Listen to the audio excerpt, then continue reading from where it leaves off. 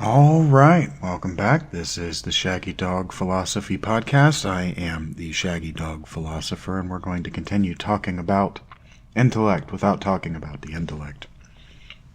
It's going to get more difficult from here. I'm eventually going to have to define my terms and hopefully someday get a less squeaky chair. So,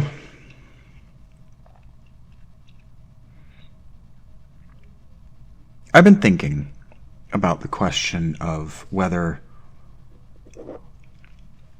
the leaders of cult of personality deserve empathy. And when I say deserve, I mean whether they have earned it. Because what seems to be true across the board is that cults of personality, cultists of personality, before they formed their cult, lived pretty abhorrent lives. And so I'm thinking about the answer to this question seems to lie somewhere in the documentary on Netflix called The Family. And now whether the answer lies in John Coe's life or it lies in the life and the social context of the documentarian come prophet, I'm not sure. And so we're probably not going to end up talking about this through this lens for the whole 2 hours. We're going to talk about some things that I think, some questions that were raised when I watched that the first time. I'm watching it again now.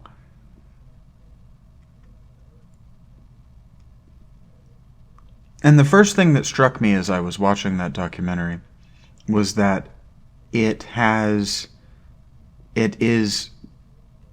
a Jewish,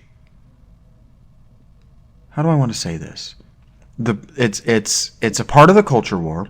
It's a movement of a piece on the board of the culture war, the documentary series itself. And whether the documentarian come prophet himself knows it, or whether the production team, the editor, and Netflix themselves know it or not, it's definitely a Jewish worldview. And so a Jewish person using the Jewish worldview to fight in the culture war. Well, what do I mean by that? What does that even mean? Well,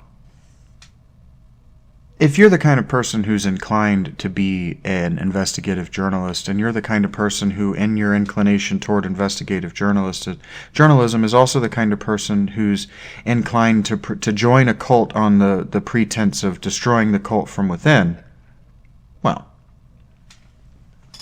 you're the kind of person that thinks in a certain kind of way, and whether you know you think in that way or not doesn't matter. Because your intentions, I used to say that your intentions don't matter. But what is true is, that is not true. It is not true that your intentions don't matter. Your intentions matter for everything. What does matter is, what doesn't matter is how well you are aware of your cultural context. Because if you're a journalist, you live in cyclical dream time. And if you're the kind of person who's inclined to be an investigative journalist, that means that you're a person who lives in cyclical dream time, but believes that you're awake.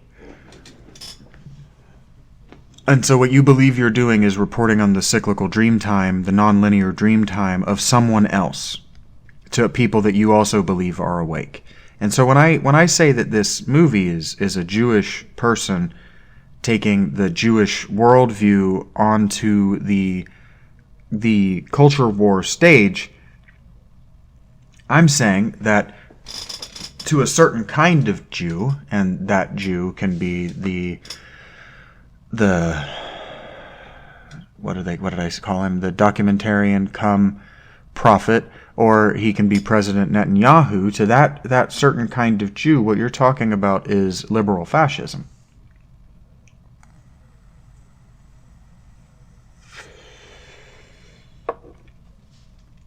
And now you're going, but wait a minute, how can you be Jewish? How can you even be conservative Jewish and be a liberal? And how can you be a conservative Jewish liberal fascist? How does that even make sense?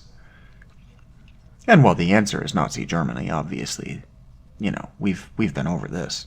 You can be a lot of different things that are counterintuitive.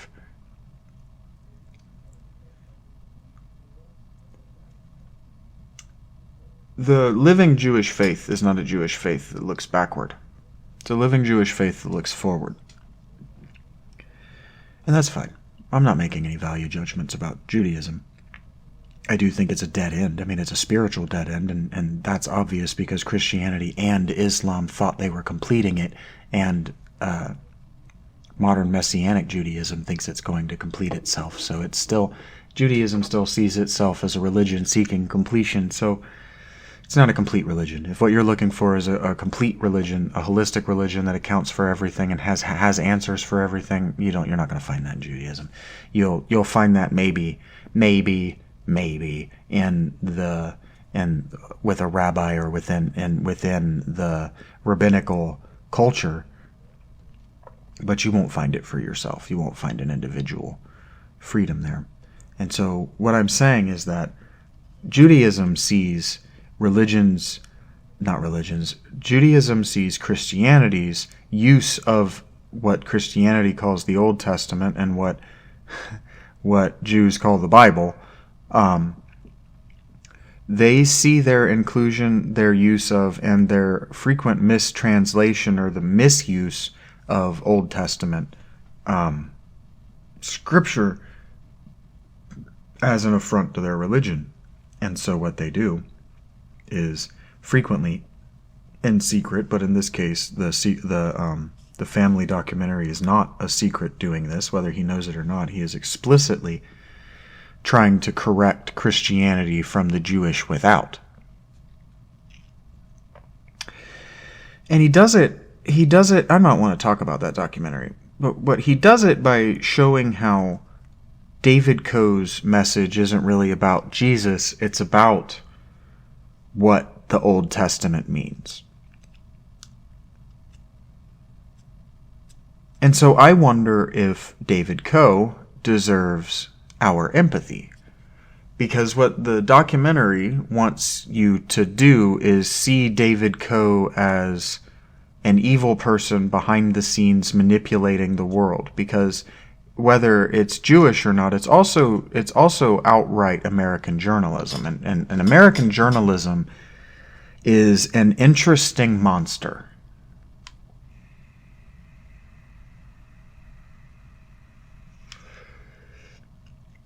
American journalism is aware that there are conspiracies to control the world. But American journalism also thinks that it gets to pick which of those conspiracies win. And the way that American journalism has gotten to the point that they think that they deserve to get to pick who wins is because they have been paid to pick who wins, or rather, they have chosen the winner who has paid the most for over 100 years. Since at least the yellow journalism that caused the Spanish-American War.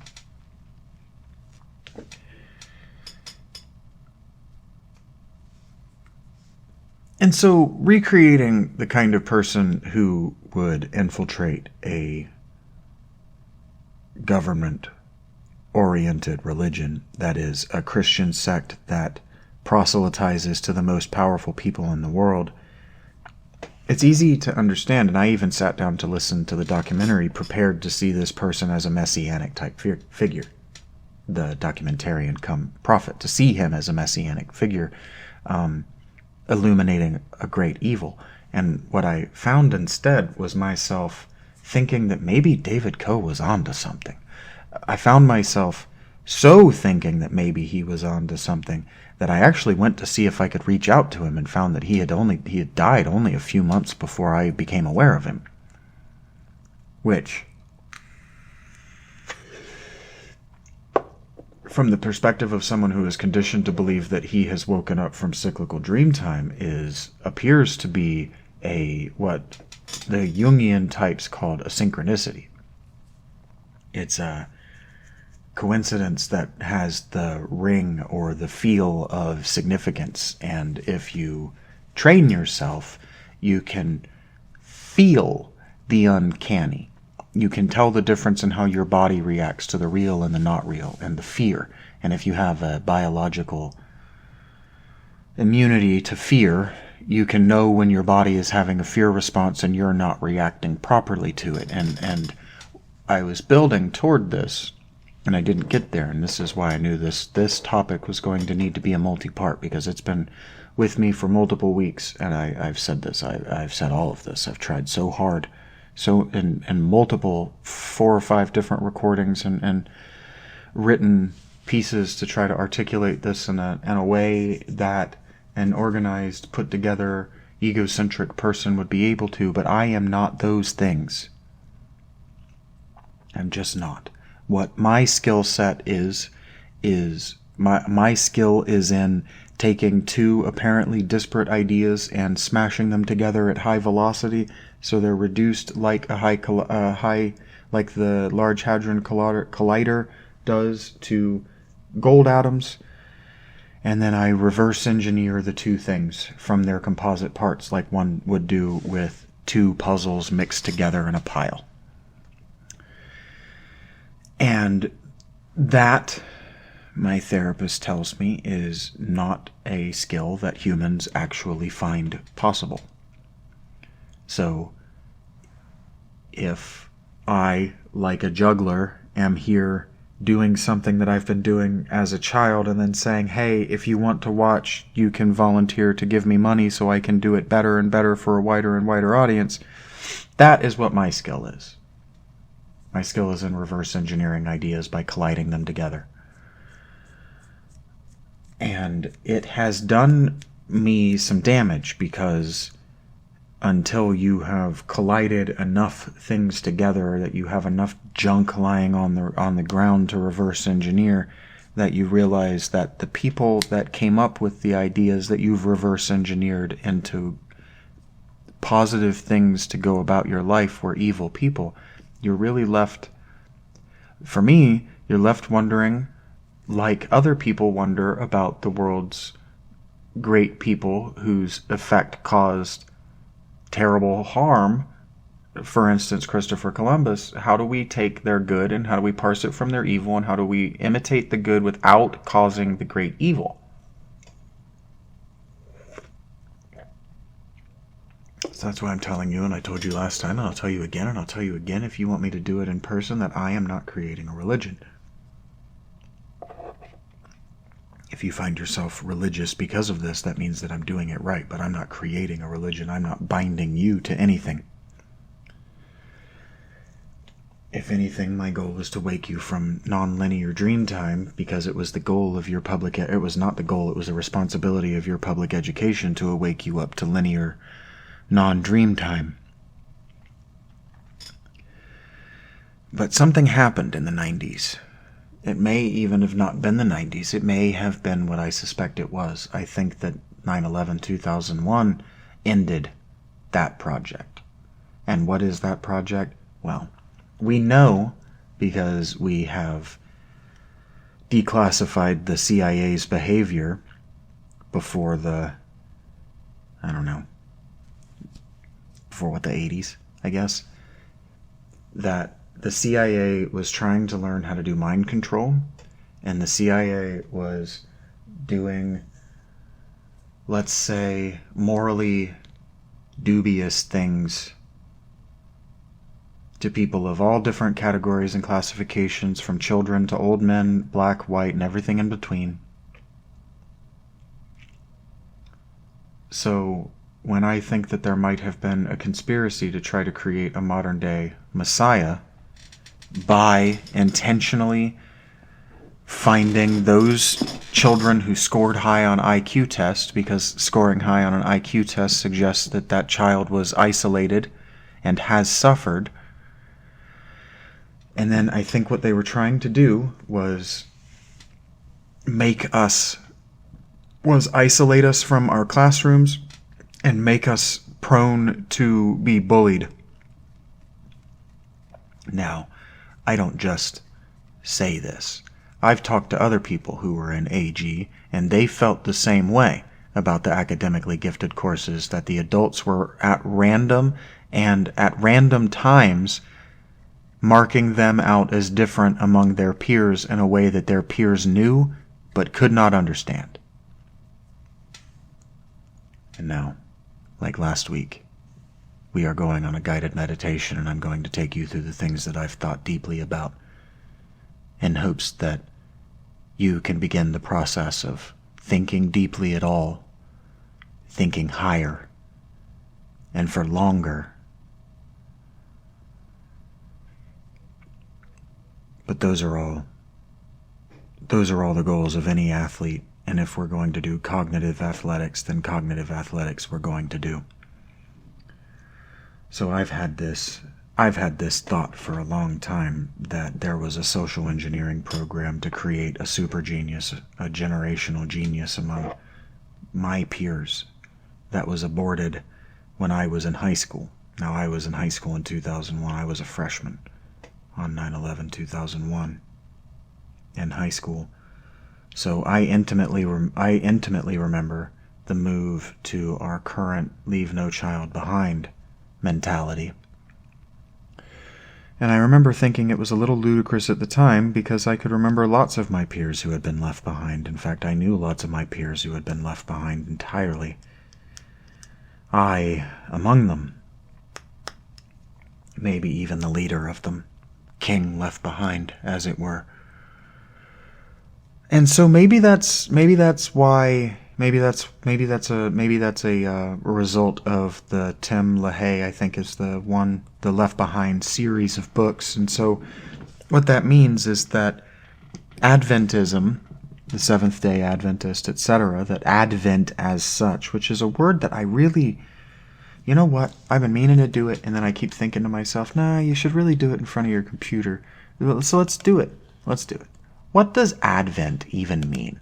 Because adventure is a word that I have been thinking about a lot, or rather that I spent a lot of last year thinking about when I was reading the King Arthur stuff. So Advent comes from the Latin origin of ad, to, and venire, come. So advenire, adventus means arrival, the coming. Okay, so the advent is the coming. So then what is adventure? Adventure just means going. So adventure is going out. Arrival, about to happen. So it's something that's about to happen. So when you go adventuring, you're looking for something to happen, which is kind of interesting. It's kind of like one of my favorite lines from a Catatonia song where he says, burn down my house, stab me in the heart, make something happen. Just make something happen. Anything. Break up the tedious monotony of life. And so I spent a little bit of last part talking about happiness and the pursuit of happiness and the pathologization of the becoming of the American and the current pathology toward seeking out happiness, pursuing happiness at all means. And I've been thinking a lot about where that came from. So, what was so bad about the middle 19th century that they became obsessed with Advent, with coming, and with specifically the coming of Jesus, so the coming end? What was so bad? Because, the Spanish flu pandemic of 1918 to 1920 wasn't in the 1800s. And I think the answer is that nothing was so bad. I think the answer is that what happened was that the American democratic process of the 18th century, so 1776 until about 1850, until maybe what? I should know this because I'm an American. But I don't know when the American Civil War was. 1861. Yeah, so I was going to say until about 1850. And so 1861 is a better date because it's the start of the American Civil War. And then the American Civil War would have I've heard people say that the American Civil War kicked off the pursuit of happiness. But the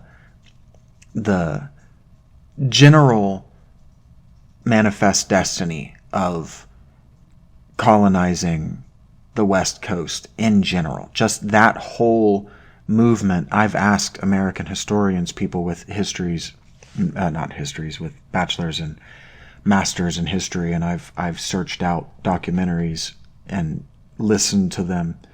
And again, what we're doing is we're practicing active listening, and so I've listened to them while asking the question in my mind, knowing that they're not going to say what I want to hear, and so I need to listen to what their words mean and how they arrange them to hear what I'm looking for in them. Active listening in that way.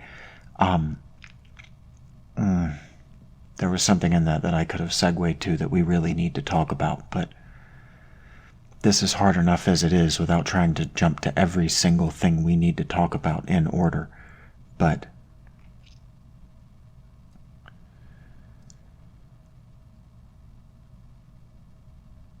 that,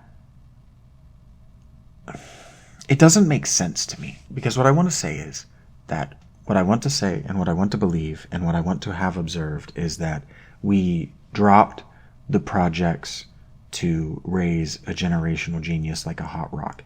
But if that's, well, that being true, that we dropped those projects like a hot rock, doesn't make the appearance on the scene of people like Jordan Peterson, who are trying to teach young people and people my age how to become generational geniuses, minus the isolation and the suffering. He wants to teach you that you become a generational genius by becoming a sheep in his flock. He's lying to you.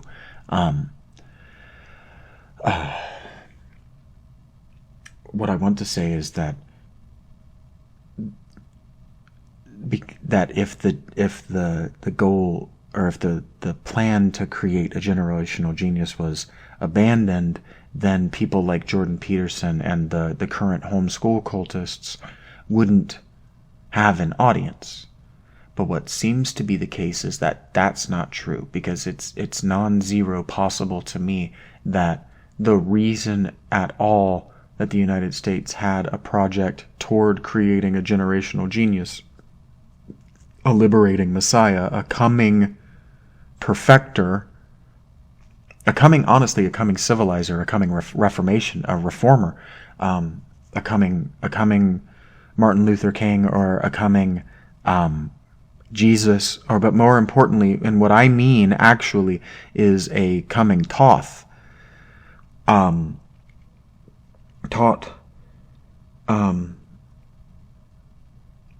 Even if they aborted it, that wouldn't mean that there was no void of desire for it. Because what is true is that the American government is representational, and if the American government, the American school system, was representing its voter base, and the voter base wanted a coming Messiah, then they would have been working toward a coming Messiah. And if the voter base suddenly didn't want a coming Messiah anymore, they would suddenly abandon all, because that's how democracy works. We don't actually have a secret government. We do, but we don't actually, not the representative parts of our government aren't actually secret and working against us. It's the non-representative parts of our government that are secretive and working against us. It's the CIA and the FBI. It's not the Congress and the Senate. I think I said that wrong. It's not the Congress. It's not the Senate and the House of Representatives. It's not the president. The president is too front-facing. Too much of what they do is recorded for posterity and will be revealed in 50 years for the government, the capital G front-facing government of representatives who are voted on by the people to do evil things. It's people like the vice president, the head of the CIA, the head of the FBI, the cabinet in general. I was trying to think of a member of the cabinet. What did Hillary Clinton was the Secretary of State. It's people like the Secretary of State when you're Hillary Clinton, who can be evil in the government, in a representative democratic government, because they weren't democratically elected. They were appointed, right? That's how you do evil. That's how you have conspiratorial evil in a government that's represented by the people, or not represented, elected by the people. Again, by design. So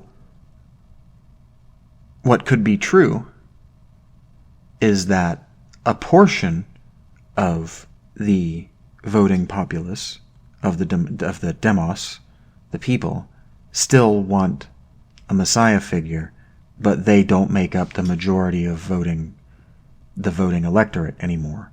So, yeah. And what I found when I hypothesized that for the first time is that, yeah, I was raised in Adventism. Yeah, it's very possible that churches and private schools and home schools and just homes in general could believe that what they're taught and what we were taught in the 80s and 90s, especially if you participated in WWJD to the depth or at all, but especially to the depth that I did, where the goal wasn't just to be like Jesus, the goal was to be like Jesus and do the things that Jesus did. To not just be like Jesus, but to be like Jesus. The emphasis is important. To be like Jesus, right? Not just to be like Jesus, but to be like Jesus, to exist in the way that Jesus existed. And so that does pose a question among Adventist circles. And then, so that would present a question among these, I'm thinking about Stranger Things because I'm still thinking about the Montauk experiments, the Montauk Project, or whatever it's called, and whether you know it or not, Stranger Things, like the script is taken right out of those books, right out of the claims that those books make. And so the Montauk Project is a claim to a secret CIA project that involved, the horrific murders of boys as they were thrown around through time and space. And so if you've played 13 Sentinels, is loosely based on the Montauk Project. And so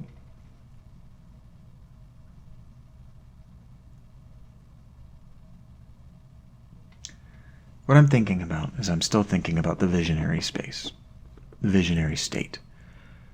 And I'm still thinking about how to explain to you what happens to people like the Montauk guys, or like the Hollow Earth guys, or like Jesus, right? Or like John Coe, or like the Ballards, Guy and Edna Ballard, I believe their names are, of the I Am cult, or any of these people. And I think the best way to do it is like this.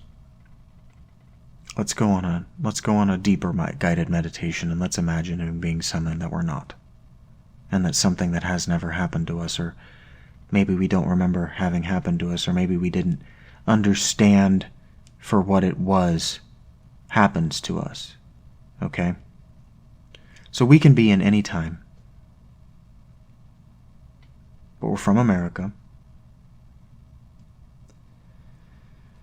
And we live in a rural environment, largely by ourselves, but we have neighbors that we know and a community that we engage with. We're active in the church. We have a probing and involved relationship with our priest or our pastor, however you want to refer to him.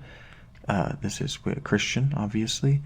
We are interested and engaged with the science of our day. And we've always just wanted God to prove to us that He's there. That's really all we've ever wanted. We feel like we have a relationship with it, but we just want to experience it. Just want to see it, just a little bit. And now, if we were a psychopath,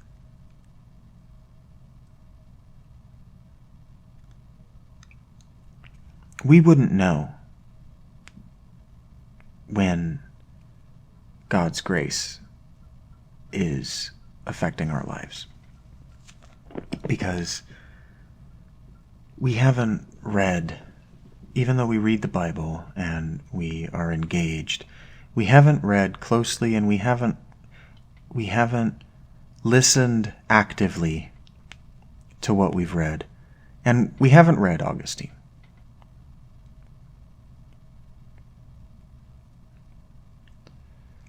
So what we think grace means is caprice. We think a choice that is not attached to our good deeds or our good thoughts or our good words. It's just sometimes God will randomly benefit your life. That's what we believe grace is. And so we've never really seen the good in our life as good. We've just kind of seen it as life. And so what we want is we want an experience. And we've heard about experiences. We've heard about Moses, and we've heard about the burning bush. Why can't we have an experience like that? And then one day, fully involved and unmindful of where we're going about our day, we go about the routine of our day, and then suddenly there is a man standing before us in a shining silver spacesuit with glowing skin and bright blonde hair, telling us that he is from a far distant planet, and that if we get into his rickety, junky-looking kettle spacecraft, he'll take us to that planet in just a moment, and we'll be able to see it in moments, and we'll even be able to return to our lives before anybody knows that we've left. And all of these stories, as I've heard them, what I ask myself is, who says no? Like, I used to think about the smiling man, grinning man, I think is what he's called. Cold. Indrid Cold, is that what his name is? I used to think about that story a lot. That story found me in my early 20s, and I used to think about it a lot.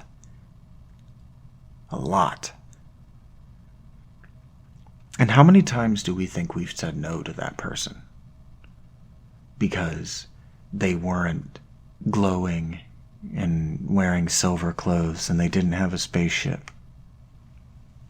That's something that I wonder about. It's like the old stories, like, how do you know that stranger you're being cruel to isn't Jesus come to give you the keys to heaven, but you were cruel to him, so now he has to go give them to somebody else,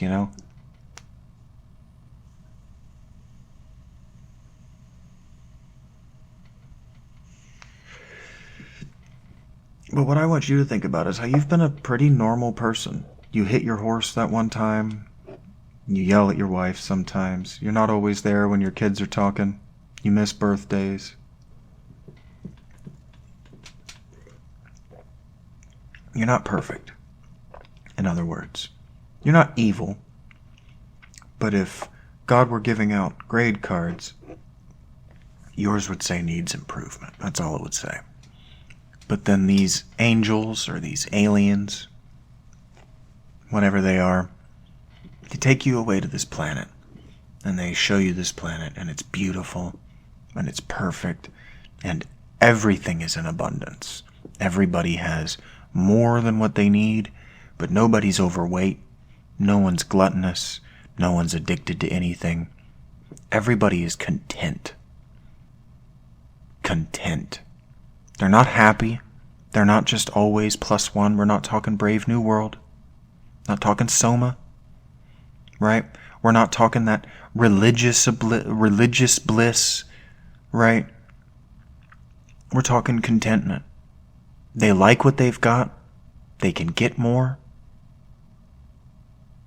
And they're just kind of happy. And then these aliens, they turn to you and they say, this isn't a distant planet. It is. but only in the context of the fact that that you now and we here exist in your future. We are your genetic descendants. We are your children. We three that came to get you. We are directly related to you. Your ancestors colonized this planet, and in the act of coming to visit it, we have returned in time to you. Because without you, our future can't happen. Without this experience, you won't tell the world what we could be. And our ancestors wouldn't have left your planet to become us without you. And then they take you home and they drop you off on your farm. And I know what happens to these people. These people go crazy. No one believes them. And if you have this experience, you're not allowed to talk about it anymore.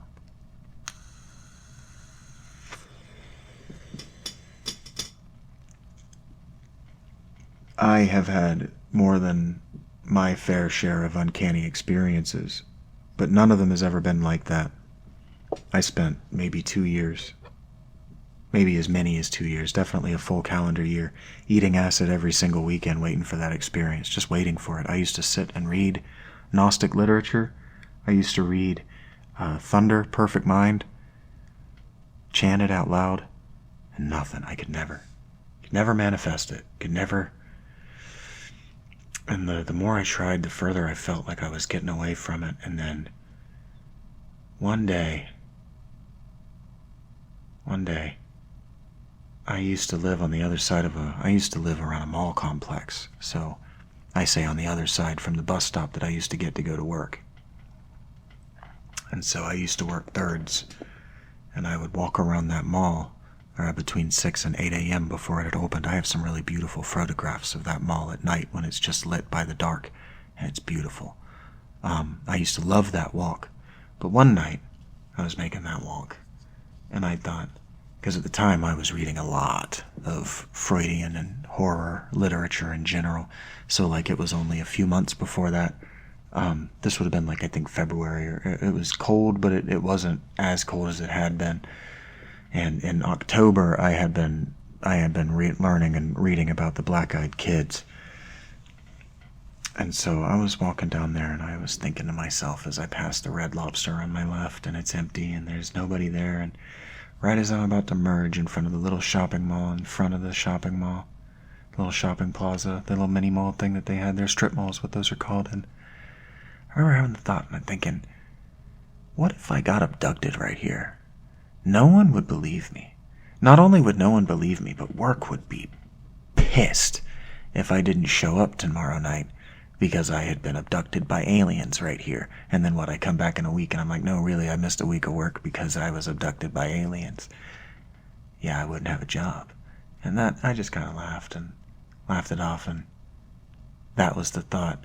And then the next day, as I was rounding that corner, I wasn't even thinking that, but as I hit that same spot, and I emerged out from behind that tree, and so I could see the parking lot of that little strip mall, there was an orb of light about the size of a basketball just floating about 4 feet above one of the street lights right there, just floating there.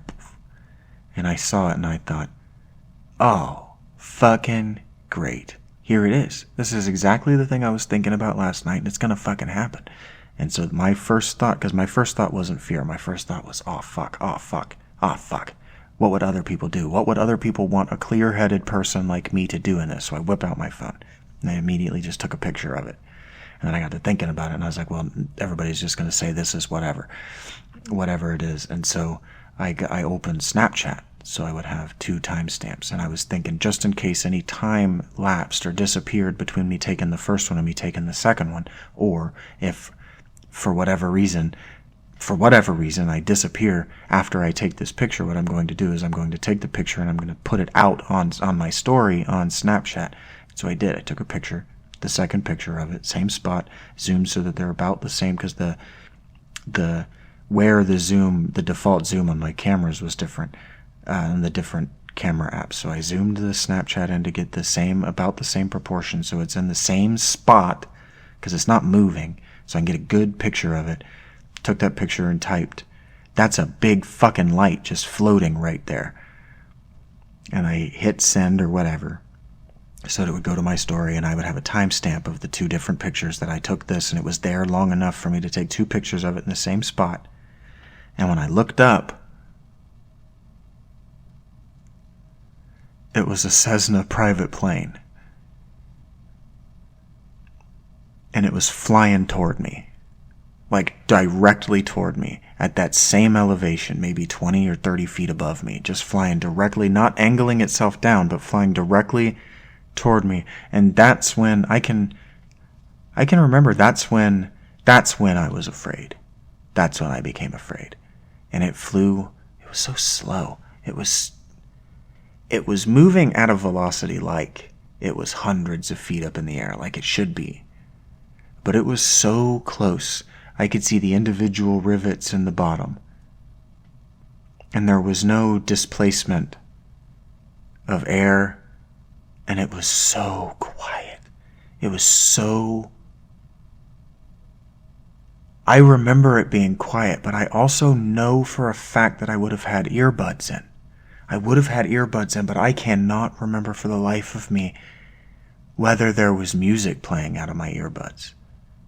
I would have been listening to Bluetooth wireless earbuds on my phone, and I wouldn't have paused my music because that would have taken time. But I would have been listening to something, whether it be a book or music or whatever. I used to like to make that walk and sing. And that really bothers me, that I can't remember what I was listening to or whether I was listening to anything. It really bothers me, because I can usually remember what I was listening to. It's a lot of how I've learned to memorize the passage of time, having woken up to linear non-dream time.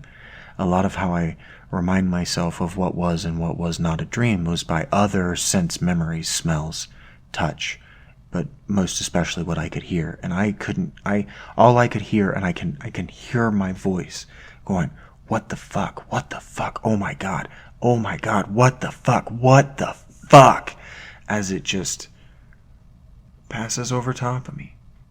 And I'm standing in the middle of this road with my head looking straight up. And then I turn 180 and I watch it pass me, and it flies behind this tree that had a street lamp behind it. So it's like spotlighted by this tree's like spotlighted by this street lamp, and it flies so that it disappears behind the tree.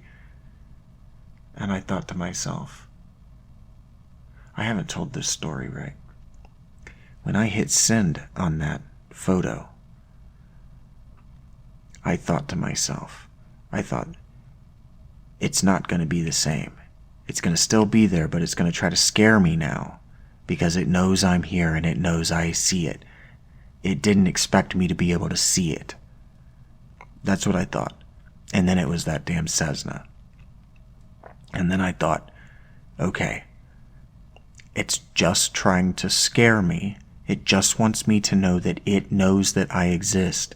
So it's not going to actually hurt me, because there are rules, and we'll get into that. But it wanted me to know that it could scare me. Because again, because of my conditioning, because of my childhood environment, I am biological and capable of responding to fear in the normal way. I mean, I thought to myself, what would a normal person want a clear-headed person like me to do? That's what I thought. That's a quote. That's exactly what I thought. Because I understood that if nothing else, I would be able to stand there and observe it until it did something. I wouldn't be afraid enough to just leave. And that's what the sacred is. And now I'm sure that I've talked in this space about this before, because I've talked about it on Twitter and I've talked about it in blogs, and I can't keep it out of my mouth in whatever way. But the I am moment, the revelation of the name to Moses at the burning bush, is a moment that I think about a lot in the religious evolution of our species, because that's a visionary state. And now I make jokes about he was burning bush and that's how he got that visionary state, but it's a visionary state. He had a vision, and it was a profound enough vision, and he was clear-headed enough in the vision to ask the name.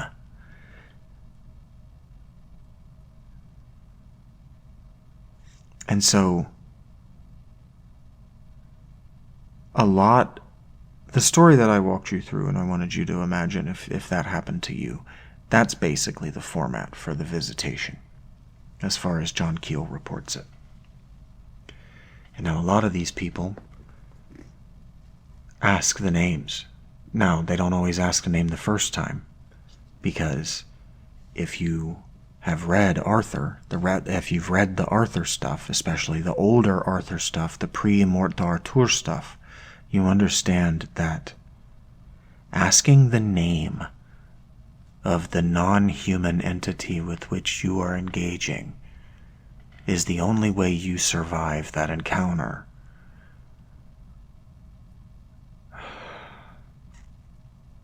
By the 19th and 20th centuries, the average farmer knew that, because the average farmer had read his Arthur. He was reading his Bible. I described to you what you knew.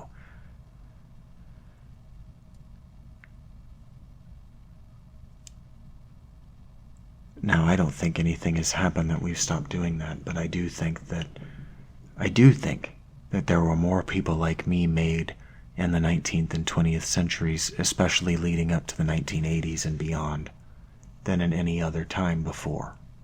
I believe that. I believe that in trying to make a messiah, what we ended up doing was making a generation of serial killers and malignant narcissistic psychopaths.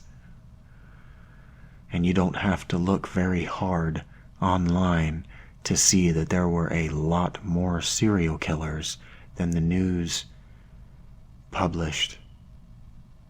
And so the ones who became famous and who made the idiom that I said, I wonder if it's true that serial killers don't deserve empathy, that psychopaths, narcissistic, malignant psychopaths don't deserve empathy. The, let's say, idols that made that evidently true weren't the only ones. You know, Ted Kaczynski was in a psychological program that was designed to learn how to break the minds and the egos of late developing consciousnesses, and I know that we're going to avoid that word. We are still avoiding the list of words from part 1. But late developing egos, and by late developing, I should say late development, the egos in the late development, the late stages of cementation, which on average, your personality is cemented by 3 years old. So if you make it to 25 and you haven't cemented an ego yet, they wanted to see what happened if you took those people and put them under intense psychological pressure. And what happens is they become Unabombers. But they didn't throw away that data. They just learned something different maybe than what I would say they should have from it. They learned how to apply it in different ways, and I don't believe for a second that what happened in the 1970s wasn't used on children like me in the 1980s and the 1990s. I do believe it wasn't used on us anymore as early as 2002. But that doesn't mean that every educator in the system wasn't still brought up on the old Messiah literature, because there are certainly a lot of teachers that like Jordan Peterson.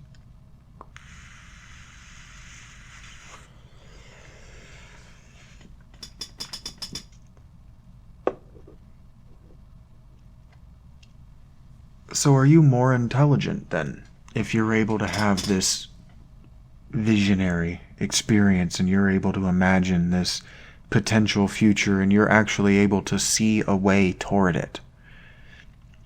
Because that's the interesting thing to me, is that when they have the repeat visitation, these extra human or at least extra visible personalities, let's say, rather than intelligences, these extra human or extra body personalities, extra visible personalities, that John Keel calls them ultra-terrestrial,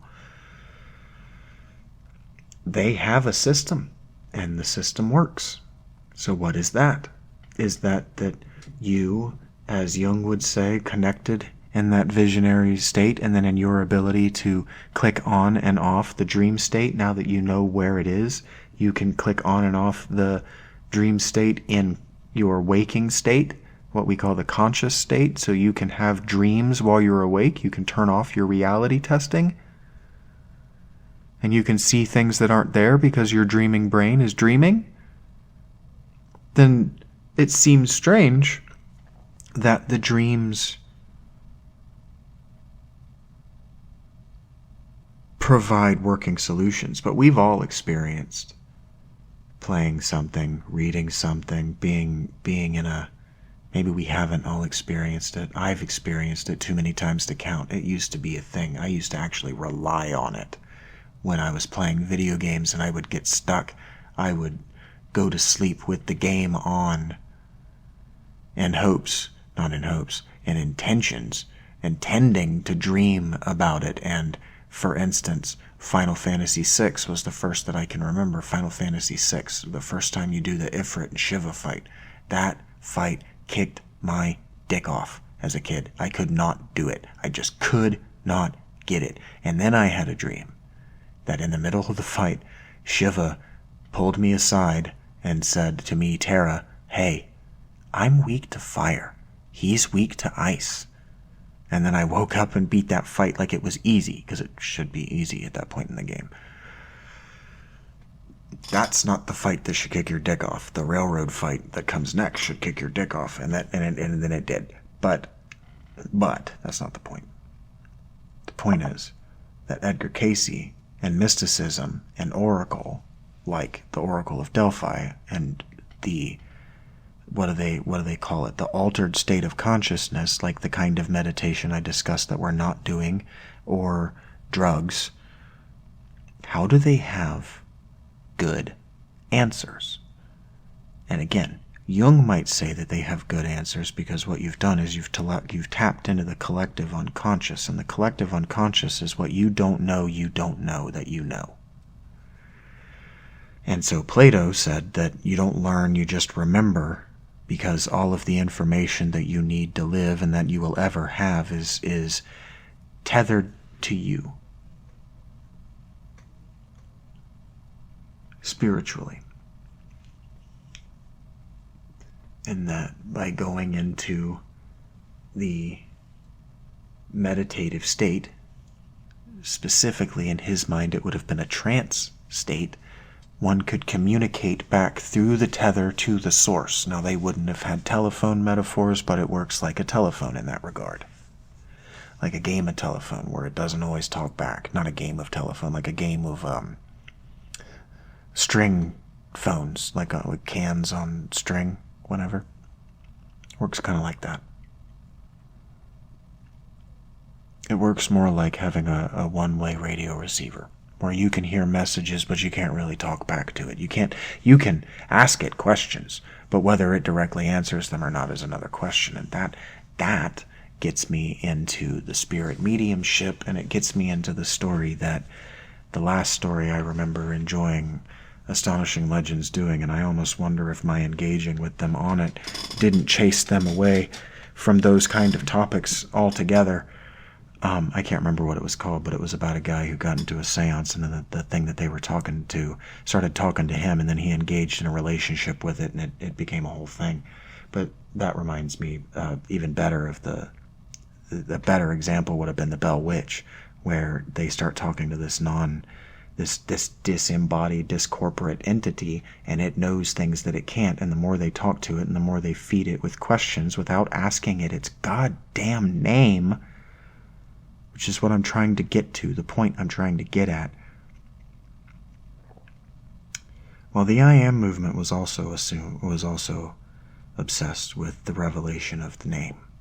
And that's where the cult's magic began and ended, was with the revelation of I am that I am, because it's true of you too.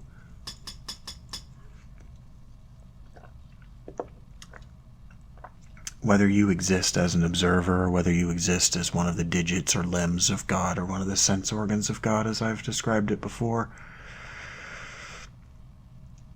well, as I scripted to describe it, I didn't describe it in this space. I described it to another human being, and they seemed decidedly uncomfortable with that. But as we've described, the esoteric tradition that made it to us through the Greco-Roman conception of what the Egyptian magic system was, is that we are sense organs of God. And like I said, the tree falling in the forest falls for your benefit so that you can have witnessed it having fallen, so you can ask, did it fall?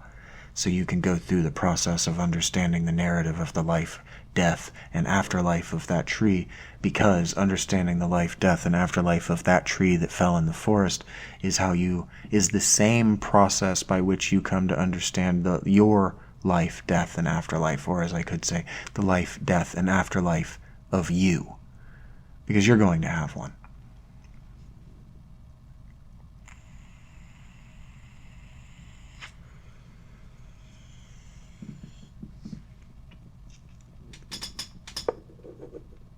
And so they were obsessed with the name. What is your name? And the name that the God of being gives to Moses, if you know the story or don't know the story, is translated from Hebrew, I am that I am. The problem, and why I began with Jews engaged in the Western Christian culture war, and why I wonder if the family isn't as scary as maybe he thought they were, is that, well, only using one scripture from the billions of scriptures available to you is trying to do monolatry, but it's also trying to do monism, which is a movement in thought, philosophy, and religion of the 19th century, but it is also monism as a philosophical religion is a pursuit toward a string theory, like a what do they call it? A unified theory of everything that simplifies everything down to one source or one cause, one thing, and that is the impulse of the monotheists of Judaism. So the Jewish monotheists are absolutely entitled, not just allowed, they're entitled to culture war with the Christians, because the Christians are reducing everything to monism, and the Jews are like, yeah, we did that 3,000 years ago. Whether they did or didn't 3,000 years ago doesn't really matter, because they really only did it about a generation before Jesus was born.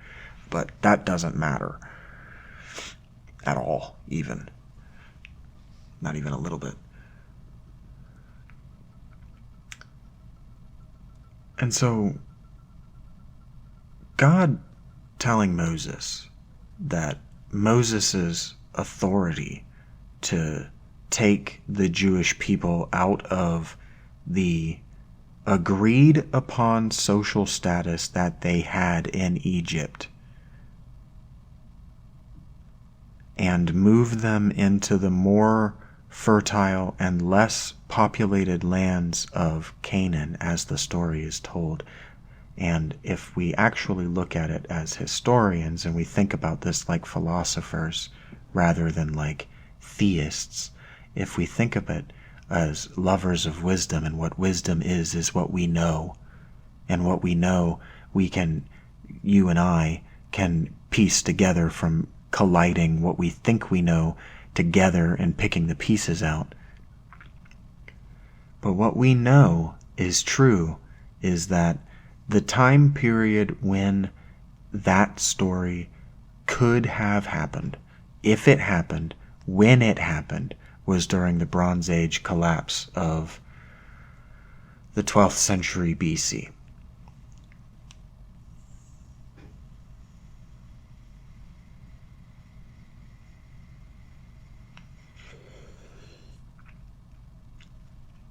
And so if you're a people who have been subordinate to the Egyptian conquering people, the conquering class of ruling Egyptians, and we know,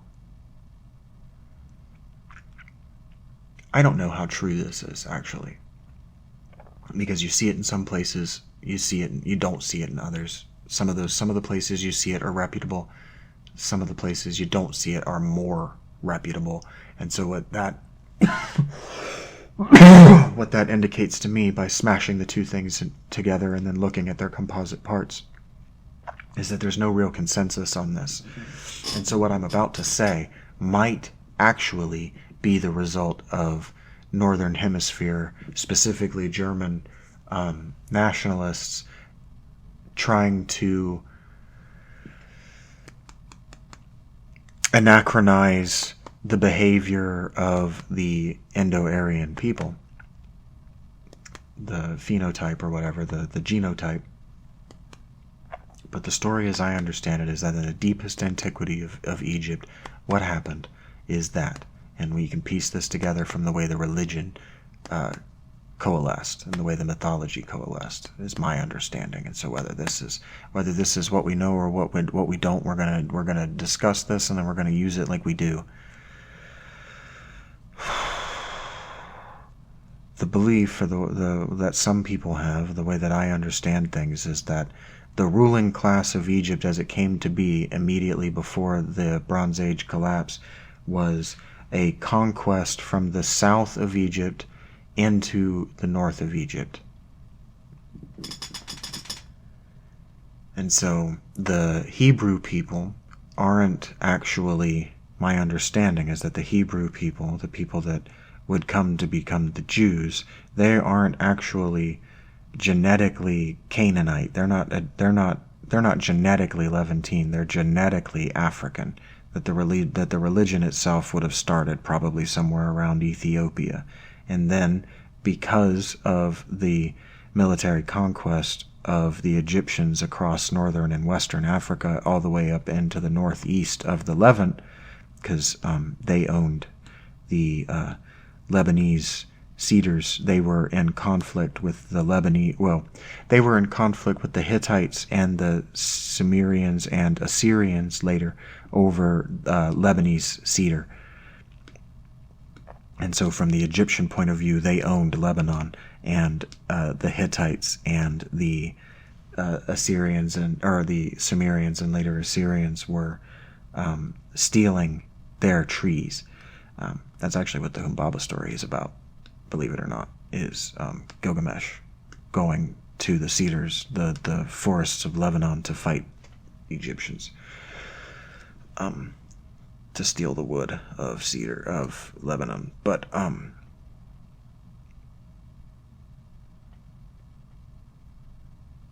so way off base. It's hard to do this.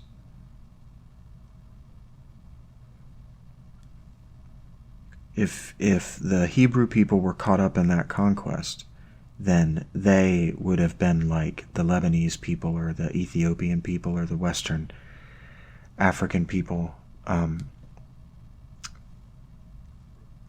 writ large, and they would have been bonded. They would have been expected to give service to Pharaoh in order to maintain the liberty of their own independent sovereignty, because it worked kind of like the Persian satrapies. And the way the Persian satrapies worked was that Persia would come in and they would either conquer you militarily or they would conquer you diplomatically, and you would get to rule your own land so long as you sent some percent of what your land produced and some percentage of your young men to fight in the name of the Persian throne.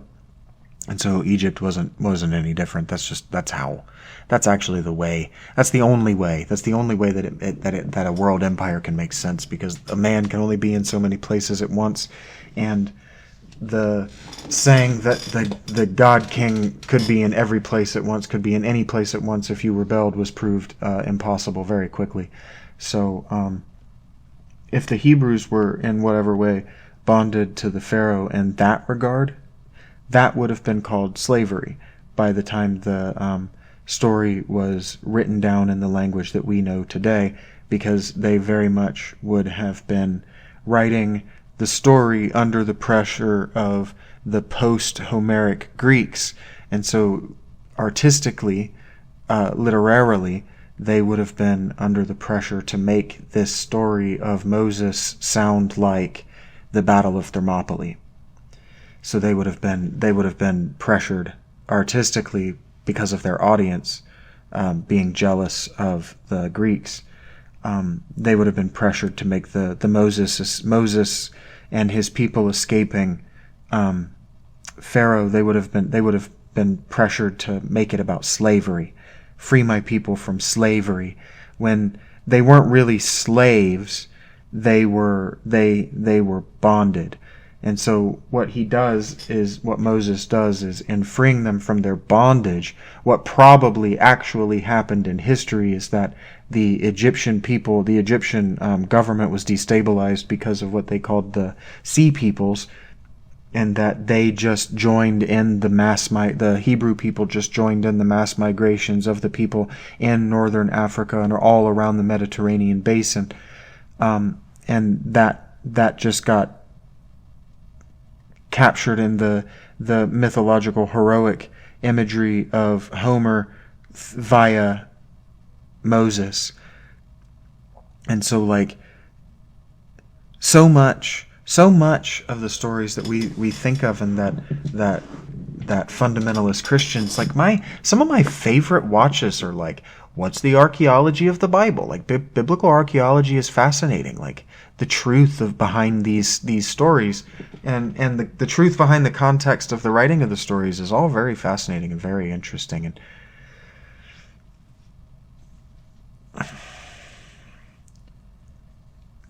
Moses's authority to go, because if you know the story, and even if you don't, Moses had left Egypt. Moses is no longer in Egypt. He's in the desert north and west of Egypt at this point in the story. So he's no longer he had never been among his genotype, among his people, his xenotype, if you like.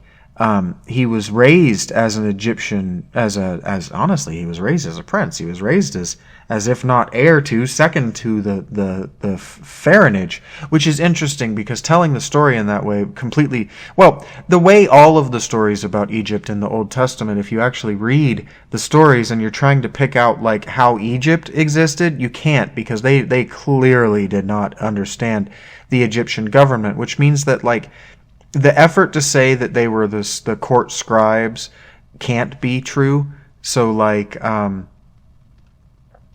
Simcha Jakubowicz, he really wants the Hebrew alphabet to be the first alphabet, and he really wants his evidence, his good evidence. He really wants the evidence of the name of the I am that I am graffitied on a cave in ancient Proto-Hebrew to be evidence for the first alphabet. But it's an interesting coincidence that the very earliest, I think it's Linear B, maybe it's Linear A, the very earliest Minoan and Greek scripts were so similar in the structure of their alphabet and the structure of the way their letters were drawn to the ancient Hebrew. It really suggests to me that the Hebrew people have been doing what they've been doing since the beginning of time, and that's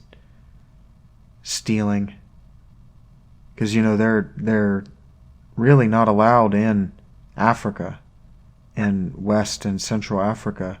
The people there called Jews were hyenas because they steal their religion and then call them heretics.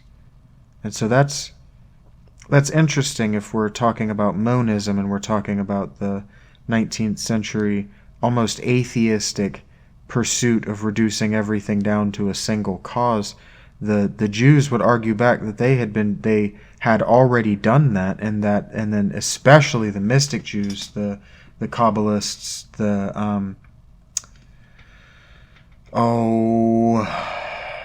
I can't remember the other mystery school that I wanted.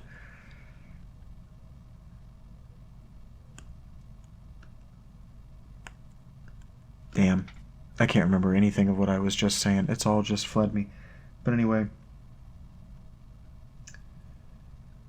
their argument is that they'd already figured this stuff out a long time before the 19th century and the 18th century, and in fact, if you ask certain of them, they would tell you that this very higher thought thing that I've been trying to track down is an effort among Christians to co-opt Jewish mysticism, Kabbalah, etc.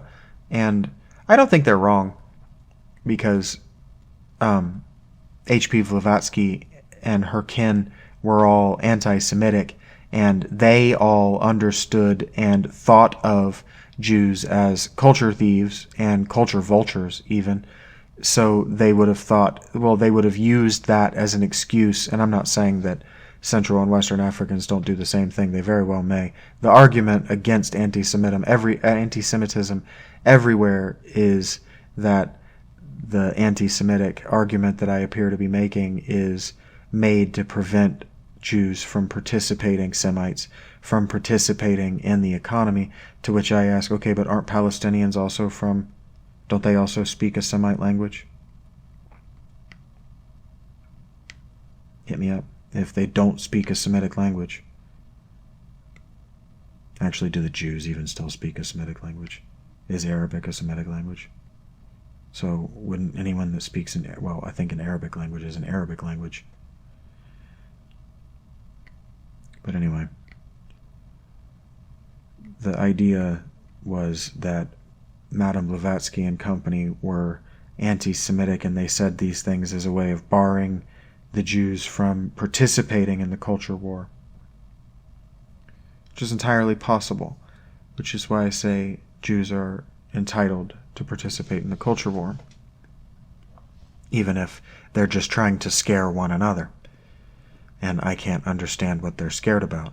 I can't understand what they're scared about because I'm not either culturally or xenotypically Jewish. So I wouldn't have their concerns, and my biological lack of fear comes off as, to a lot of people, it comes off as scorn and condemnation. But that's because they're not actively listening. They're projecting is the language that we use. So what have I been talking about? That is the danger, that isn't the danger in trying to discuss things without discussing the thing itself, especially when one is doing it with oneself. Mental masturbation being what it is. Solo porn is only so fun, and it's really only fun insofar as you're able to interact with the performer. Watching somebody rub themselves out is one thing. Telling them the way that you want them to rub themselves out for your amusement is another entirely. So I get that I really need to be live streaming, and I need to be doing this in front of an audience, and I need Q&A, and I need feedback, or I need a second person.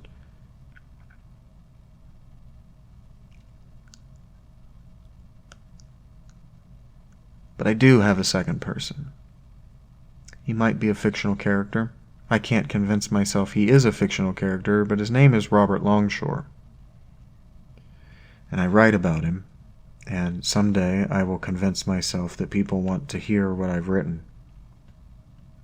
Or maybe a better way to say it is someone will actually want to hear what I've written and tell me, I really like this. But that's not likely to happen before I understand it, and it's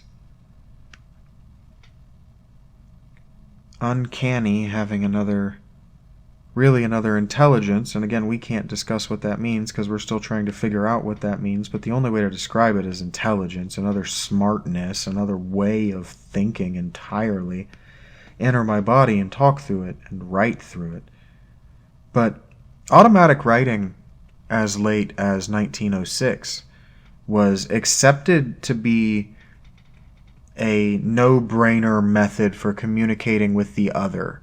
Whether that other be truly God or not truly God was irrelevant to them. They understood it as a way to get to the sub or unconscious. And so it was a practice that was widely in use all the way up into the 90s among psychologists. A lot of why it went out of use, automatic writing and hypnotization and memory regression and these techniques that were so popular in 1906, the year William James wrote The Varieties of Religious Experience, and I think, in fact, died. Pretty sure he died in the same year he wrote that book.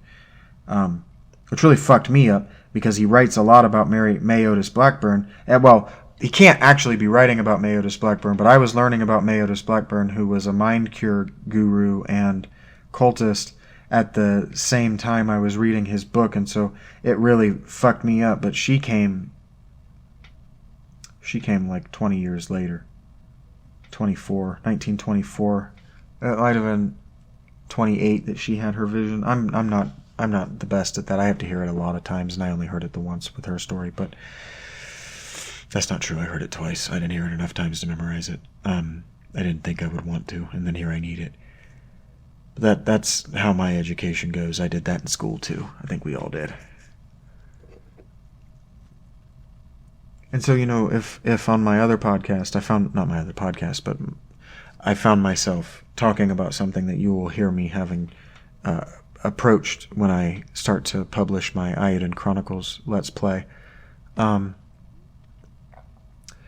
approach on whether mystical information is valid as information, whether waking dreams or even sleeping dreams count. And the answer seems to be that it depends.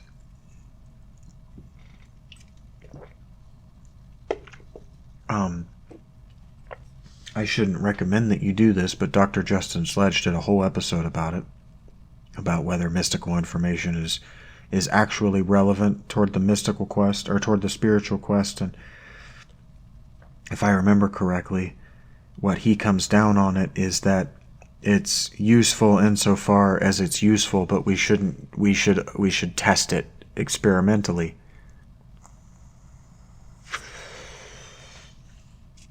Which is all well and good to say it like that and couch it like that until you realize that that's how physics became a field of science, and that's how chemistry became a field of science, and that's how everything became what it was, as it was oracled, or it was seen in a prophetic or in a altered state of consciousness, and then it was experimentally proved later, sometimes thousands of years later. But that's the process. I break it down elsewhere, probably in the Iodine Chronicles, about the vast amounts of time that humans have been alive and looking at the night sky, and it took thousands of lives thousands of years over the course of thousands of lives, which means hundreds, maybe even thousands of generations, to prove, in fact, that the precession of the equinoxes, or that the Earth's wobble always happens the same way. So, it would have taken minimum three to know it was a pattern. And if it's a 15,000 or a 13,000 or whatever it is cycle, that's 30,000 years minimum. You're talking 40, 50,000 years before we were like, yep, this is definitely a thing that we can count on and stop having to observe, because it's always going to do this. Which goes back to what I was talking about last episode, where I'm saying that, you can only know something's true insofar as you're observing it and it's not untrue. And magic, the way it works is the second you take your eye off it, that's when it works. Or at least that's when it does something that makes everything you believe untrue. And so that's actually what I'm talking about when I talk about my own complex toward my heroes, is that my heroes are only heroic insofar as I'm watching them being heroic. Otherwise, they seem to be just either normal people or worse than normal people. That's not lovely to learn. Man, I had a dream last night. Speaking of dreams, I just had a very vivid memory of my dream last night. I had a dream that the Joe Flacco Browns won the Super Bowl. So there you go. If the Joe Flacco led Browns win the Super Bowl next year, and it was really weird because in my dream it even cuts to Deshaun Watson in uniform as the backup, looking like, Deshaun Watson on the sidelines as the clock was ticking down to Joe Flacco's, the Browns' first modern era Super Bowl win. Well, first Super Bowl win, modern era championship win. Weird dream. It was interestingly real, is why I'm bringing it up.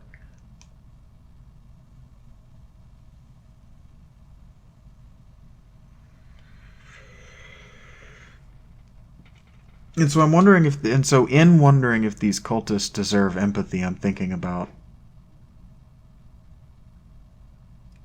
well, now I'm thinking about the woman who called herself Mother God in the Love Has Won cult, whose body was found mummified and wrapped in Christmas lights. And I'm wondering if she doesn't deserve empathy. Because in recreating what was going on with Ballard, who obviously inspired her because she just outright stole his Mount Shasta and Saint-Germain mythology, if she was reading his work, or studying his work at the very least, did she empathize with him? Or did she... I never did finish my UFO experience. Or did she, like me before my UFO experience, did she want something to happen? Make something happen?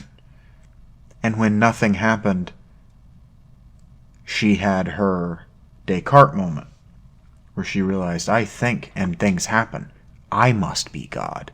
If God didn't do it when I thought and asked God to do it, but then I thought and it happened, I must be God. Well, we should empathize with that. Because we all of us in the modern world, make the Descartes mistake. And we think, I think, therefore I am. Even in his own lifetime, even William James pushed back on that and said, okay, but what about when you're not thinking? I can observe you to be even when you're not thinking, so when you think you am and when you not think you am. So you am that you am. There is no self-oriented cause to what you am. The only people that have self-oriented causes to how they be, to what they are. I'm intentionally using these verbs to shake up how you think about being and isness. Anyway, the only people who intentionally become what they think, who think and therefore are psychopaths, are people whose egos have died, and who know they're putting themselves back together from a state of ego death. The only people that think and are, as a result, are the dead.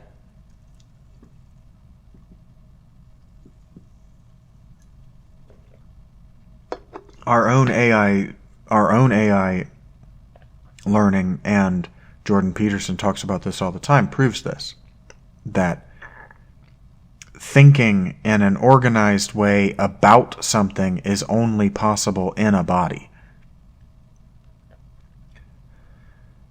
So only the disembodied is because it thinks. Only the disembodied entity, the disembodied thinker, is because it is thinking. Otherwise it's nothing, because it has no body. It has no temporal existence, and it has no temporal prolongation without the body.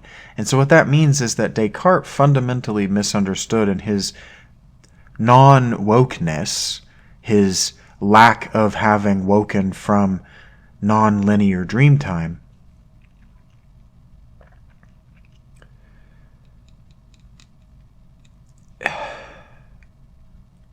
as soon as I get these and then I set them up, usually they're gone. But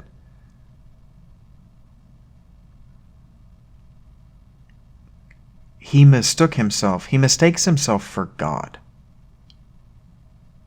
He mistakes the I that is the pilot for God, because in his time, the mathematical formulation of what God was so common that it was easy to compare it to other things and see it as similar.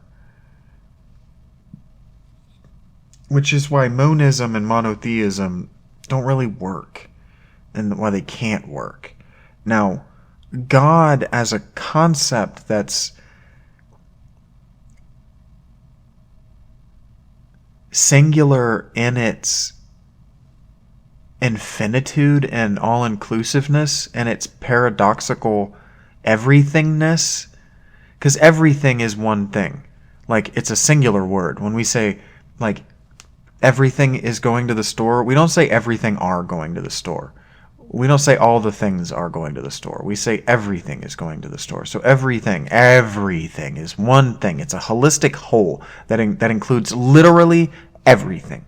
Every imaginable, conceivable, possible, everything in existence and non-existence, everything waiting to exist, and everything waiting yet to be discovered. So like when we say, like when the Christians would say like, God is everything, and they wouldn't, but when they would say God is everything, they also are including like extra solar systems and planets, extra galactic potential that they couldn't possibly conceive of.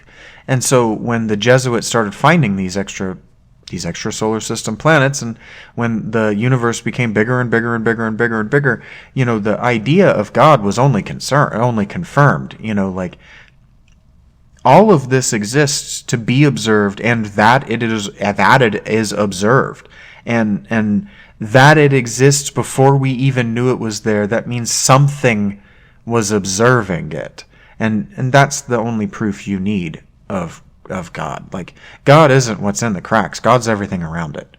And like they always say, like the skeptics always want to say that God is what fills the gap between what we know and what like is the gap of the unknown. So if there's a ravine of what we know and what we know on the other side, God is the gap in between, and that science shrinks God. And not really. Because that gap is a matter of perspective, and it's a matter of abstraction, and it's a matter of your distance from it. It seems huge when you're far away from it, which is paradoxical, I know. But when you get up on it, you realize this really isn't a crack at all. This is nothing. And that's kind of how I feel. And I know I'm talking about intellect, and I'm talking about the mind-body problem, but I don't see the mind-body problem as a problem. I've never seen, and I think what they're trying to say the problem is the observation mechanically, like what's the energy signal that is the self that differentiates in the brain patterns of energy from just autonomous brain stuff. What is the method by which I think and then a half second later my arm moves? Like, what is that about? And what is it about that if something is flying toward my face, my body reacts to it a half second before my awareness that it was going to react, or that I need to react? What's that about? Well, that, you know, if you were to make a Gundam, I've thought about this a lot since anime entered my life. But if you were going to make a Gundam, what you wouldn't do is make the body only respond to the pilot's commands. You just wouldn't do that. It would be insane. First of all, it's too big. And so and I know this because I used to fuck around with remote control cars when I was a kid. And like, I had that Ricochet, the one that would it could just always propel forward, even if it got tipped upside down, because the body was smaller than the circumference of the wheels.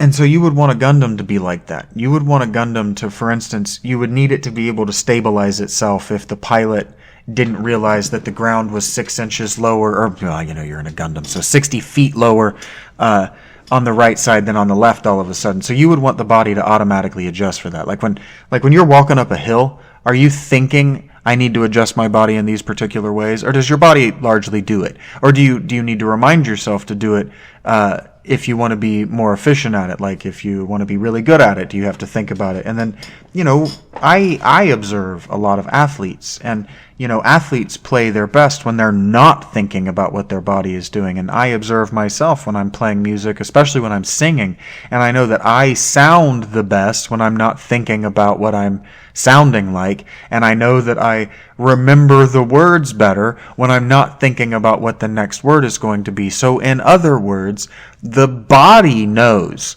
what to do. The body knows what to do. The pilot doesn't always do it right, but the body will. Like if you have you ever observed yourself just singing along to a song and you didn't even realize you were singing or that the song was playing? I do that all the time. I do a lot of things without realizing I'm doing them or about to do them. Like one of the funniest things I've ever done in my life happened in that context. I just shouted it out. Like my girlfriend is convinced I have a Tourette's-like syndrome, and that's probably because I do have that Tourette's-like syndrome where I get excited and I just hilarious things come shouting out of my mouth that are semi-profane.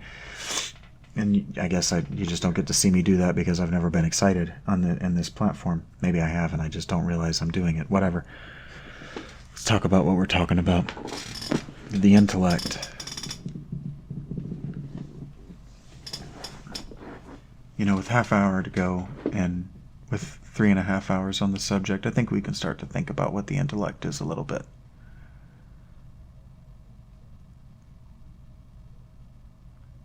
The intellect is another name for the pilot. I think. Because I think that's wrong. I think now that I've said it out loud, all this thinking about it that I've been doing from the frame of reference that it is the pilot, that the pilot is the intellect, that the I is the intellect, but that doesn't make sense. Because I don't do the thinking. Not the thinking. I don't do the learning. Like, not when I'm not being mindful. Not when I'm alone. Not when it's just me. And so, if we're going to talk about intellect, we have to remember who came up with the intellect. And I had made a whole multi-hour presentation working backward through all these ideas to get you to Plotinus, and I still think it's broadly genius, but it's not YouTube friendly, and it's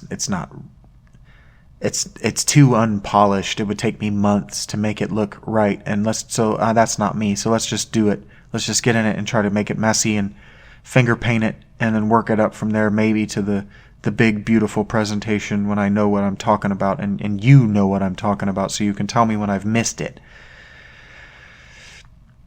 Anyway, intellect comes to us by Plotinus, by way of Plotinus. And Plotinus was a student of this one guy, whose name is not important, who was also the teacher of Origen. And Origen of Alexandria is the greatest mind that Christianity ever got. Regardless of what he did so much for Christianity, just as a scholar, not even as a thinker, just getting all of the words together the way he did. Anyway, I've been thinking about how to talk about grammar and grammarians, and I have had a revelation about why grammarians, and specifically Antoninus Liberalis and his Metamorphosion, were so important, and why that one specifically made it to me, made it to now, but made it specifically to me.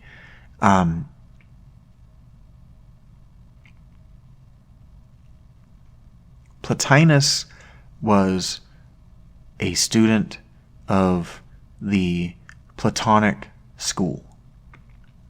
So he was educated with mystical mathematics and an understanding of the realm of forms.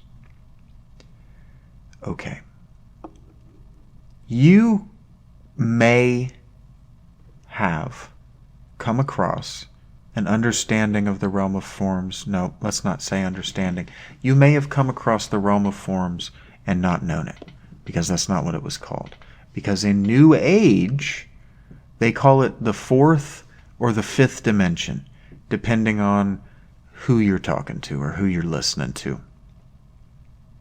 If it was before, Einstein and the special theory of relativity, it's the fourth dimension. If it's after Einstein and the special theory of relativity, it's the fifth dimension. Okay, so I became very fascinated with this idea. I became very, very, very interested in it. And I spent a lot of time trying to get my consciousness, let's say, get my pilot me to that place in high school. So I spent a lot of time in high school in Zen meditative higher states of consciousness. Let's say altered states of consciousness. I spent a lot of time in what I call, because I guess no one knows it as this, I call it Zen space. It's just nowhere. No thought, no feeling, no being, no nothing, but a conscious awareness of the nothing. Like I was able to turn 360 degrees within myself, in the nothing. But I never saw it as in myself. That for me, it was never the traditional Buddhist, or maybe even the tantric Buddhist, inward and down descent through the 7 levels of hell and then the 7 levels of heaven. I was never looking for bliss, right? I even nirvana. Finding nirvana was, it's a double-edged sword. The reason that the bodhisattva tradition isn't one that you're supposed to seek out is because, the suffering only, the suffering, it only becomes exponential. Like it doesn't just compound. It becomes exponentially greater once you've reached satisfaction. Because that's what nirvana just means, satisfaction. And for the human being, true satisfaction is just stillness within the one. And the one is what the Christians and the English concept of the capital G God, who is also capital H Him, right? The Father is what we call it in our language. And if there's any one thing that I would like to do is I would really, really, really love to change the language. Because calling it God, calling it the Father, they're such poor words, not just loaded with heresy and loaded with paganism and loaded with confusion. They're words that don't approach everyone, because I'm telling you right now, my human father was such a piece of shit. The last thing I wanted was a relationship with a heavenly father. So I fell into a lot of sin and spiritual corruption by chasing down the goddess. And chasing down the goddess, what you learn very quickly if you're looking for the goddess is that she's married to the father. Like she is the father, she's the yin to the father's yang, right? Like they are wed. And that language, mother and father, God and goddess, it's bad language. It's antiquated and it's bad. It doesn't bring people to what it is, because it's bodied. It's not just that it's gendered, it's that he's bodied. And these things don't have bodies outside of so far as how people act in their image. How they act in their image. I'm going to say that again. The God and the goddess, deity, Godhead, goodness, the one, love, these things have no existence outside of how we human beings act in their names. And so one thing I would very much like to bring back to my culture and to this world is an understanding of the difference between the name and the word. Because, and I don't even mean the initial caps name, the capital N name, the signification of the name, right? Because, broadly we're still talking about Moses's revelation in the desert and his revelation in the desert that the name, I am, that I am, is all the authority you need to take your people from one place where they're unhappy to another place where they will be more happy, more successful, and freer to pursue their cultural and economic whims. What does that mean? How is that authority? Pharaoh in the story laughs at him. You would too. And it doesn't even take the plagues. What is it? The 6 or the 7 plagues that are cursed on Pharaoh's house. He doesn't even relent under those conditions because he changes his mind in the story. And the way the story tells it is very telling and very interesting because he relents, right? He's like, all right, fine, fuck it. I'm tired. All my firstborn are dead. My son is dead. My house is in disrepair. My entire nation, my government is in disrepair. Everyone's in mourning. The lakes are blood. There are frogs and just go. If I don't even need to believe that you did it, just go. Just get out of my country. And then they get halfway out of his country, and what the book says is that God hardened Pharaoh's heart. Now it says multiple times that the reason that Pharaoh said no is because God wanted to make it even more difficult on Moses. And it really does. If you read it and you just kind of read it and you put yourself in the God's eye perspective of this character and why it would make these choices, you kind of get the feeling that God wants to punish Pharaoh, but he also wants to torture his own people. He wants to torture his own people and terrify them, but spare them, ultimately. And if you've ever lived in the household of a violently abusive father, all of the choices that they make toward their children are to terrify them into acting right. And so that's a God that was easy for me to reject. Not just the Old Testament God, but a God that is a father is that's an easy God for me to reject, because a capricious father is evil. That's like, in my opinion, Jesus is supposed to have said that the love of wealth is the source of all evil. No, fuck that. A capricious father is the source of all evil.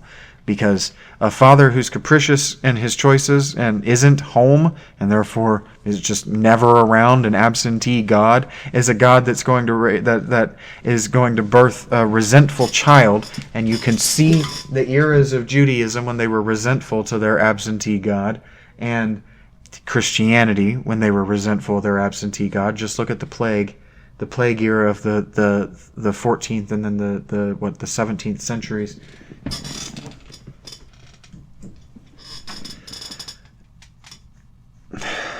My damn cat. Every time I start to get on a roll, something interrupts me.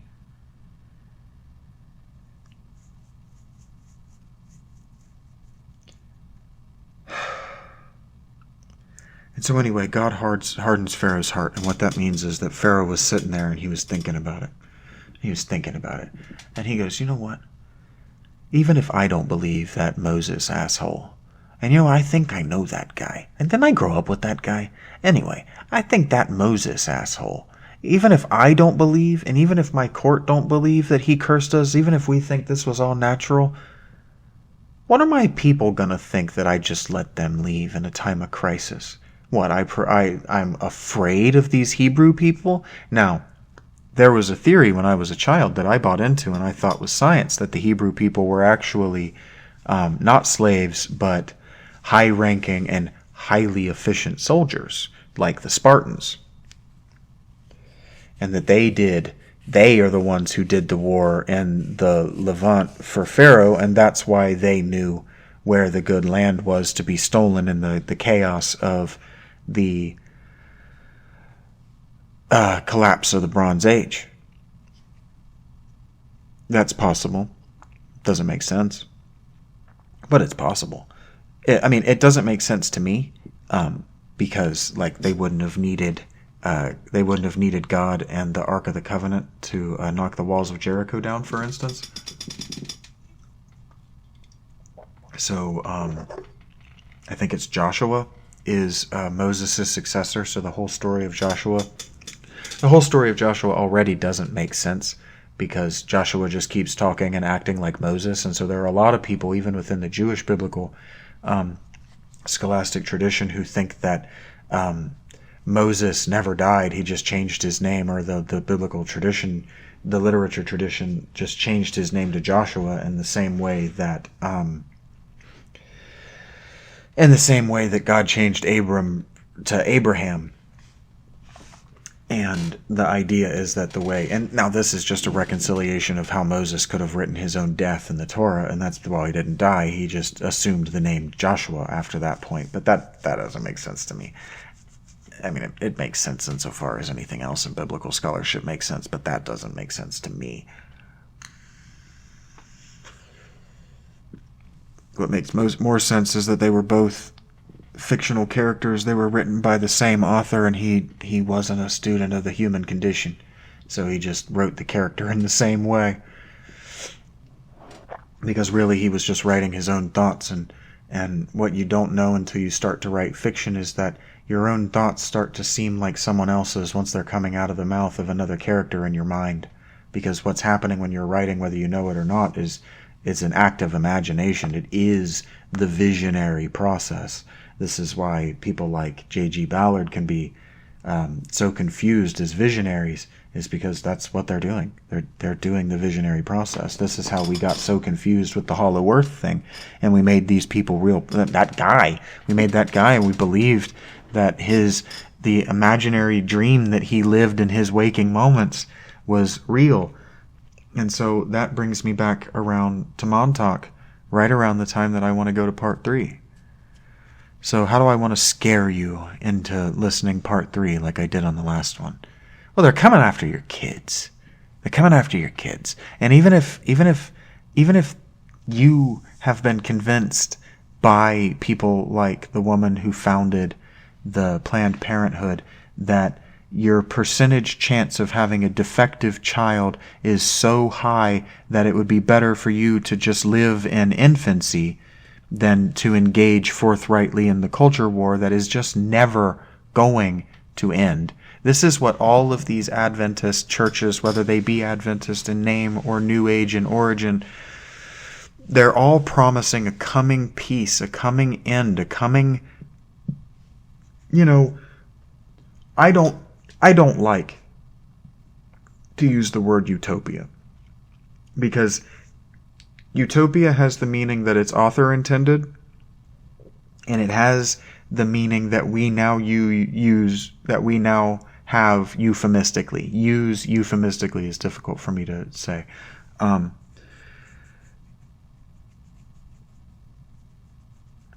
But I don't know another word. So utopia means literally no place.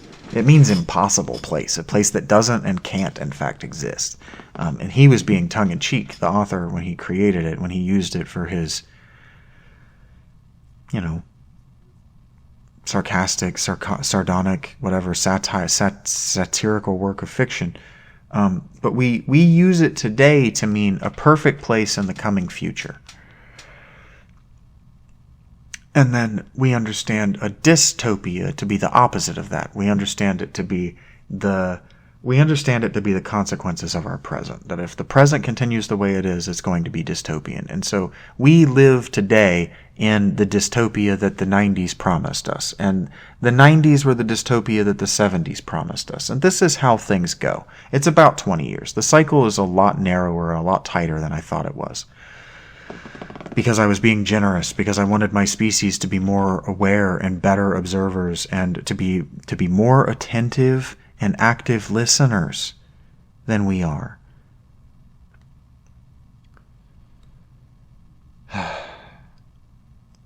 But we live in the dystopia that we were promised 100 years ago was coming if we continue to be the way we are. And Advent is telling us that if we make a 180 degree, sometimes they only ask for a 90 degree, sometimes they ask for like 15 degree. They don't ask for much change. But they're telling us the same thing that the mystical Jews that became Messianic Jews that became Christians told us, that if enough people are just good to one another, the world will just be better. And Jesus called that the kingdom. And The problem becomes that humans, especially humans with a religious inclination but no imagination, don't realize is how slow that advent process is, that coming process is. You know, when you're thinking about a lot of different things, and when you're trying to do a lot of different things all at one time, ask any married woman. Orgasm is impossible. Climax is impossible. The climaxes to stories only happen because of great effort and brave choices. So as we move into thinking about part 3 of what is intellect, and what does it mean to be intelligent, and what are we doing moving into the future, remember that the future is going to happen with or without you in it. And you want to be happy. Ultimately, we all want to be happy. But in the United States, and in the first world, Northern Hemisphere, North and Western hemispheres, hemisphere? I don't know. Fuck it. It doesn't matter.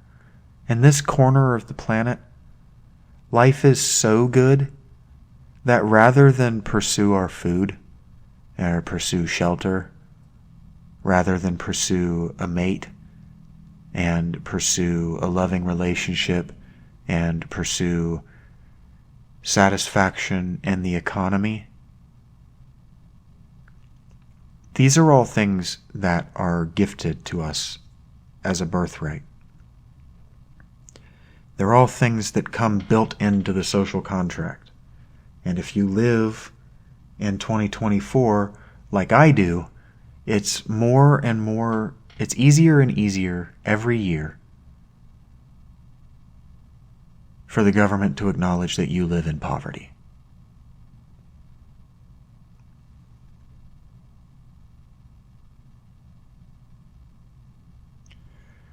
So what that leaves you to pursue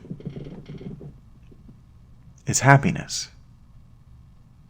This is why everyone is leaving their boring, unsatisfying day jobs that are about doing and producing nothing to do and produce something that makes them feel something akin to the religious experience, something akin to meaning, something akin to rightness. And there's nothing wrong with that. What's dangerous is when we pursue happiness rather than like a sheep going about their life hoping for a daffodil or a dandelion to be in the grass around them that's very rarely ever got dandelions in it. Rather than pursuing happiness in that kind of passive, enjoying life as it comes, floating on a stream, Tao, patient Christianity that understands that if we just do the best every day that we can, the kingdom will come. In the future, whether we're in it or not, and that we will be remembered by the people who live after us, and we will be remembered fondly by the people who come after us, and that's what the afterlife that everyone is chasing is. Rather than pursuing happiness like that, pursuing happiness the way my grandmother told me that happiness was meant to be pursued, in which I don't believe either of my grandmothers ever pursued happiness in that way. I genuinely believe she told me that because of the mistakes of her own life, their own lives. We pursue happiness like a wolf with a taste for it.